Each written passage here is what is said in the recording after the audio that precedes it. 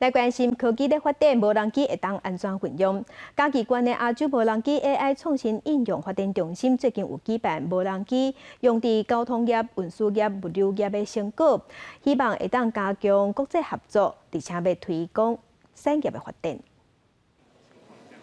会当控制方向的普罗佩拉这种小型的无人机，阁会当用倒模型的概念，让无人机会当配合需求，改变形体的大小。这是无人机创意比赛学生得奖的作品。我们的螺旋桨是做向量控制，而且是每一个无人机都可以向量控制。那这样子的特性，让这个无人机每一个单台都可以独立的飞行，也可以透过调整每一个无人机的推力方向，然后去应付更复杂的可能是风的干扰，或者是障碍物的闪避这样子。无人机在交通领域上面这个应用已经有初步的成果，事实上已经到了实用的一个阶段。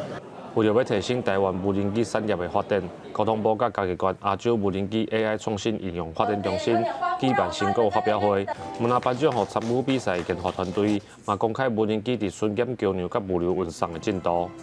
这一个偏乡离岛的物流运送，另外一项就是所谓的桥梁检测。那我想透过今年度的一个研究成果的一个发表，我们看到了我们往这个2025的里程碑的目标又迈进了一步。 运输研究所成立台湾无人机大联盟，办理无人机伫交通领域的各种比赛。明年要研发推广 AI 影像辨识模式，阁要提出无人机伫桥卡无 GPS 信号的解决方案，替台湾国产的无人机增加国际竞争力。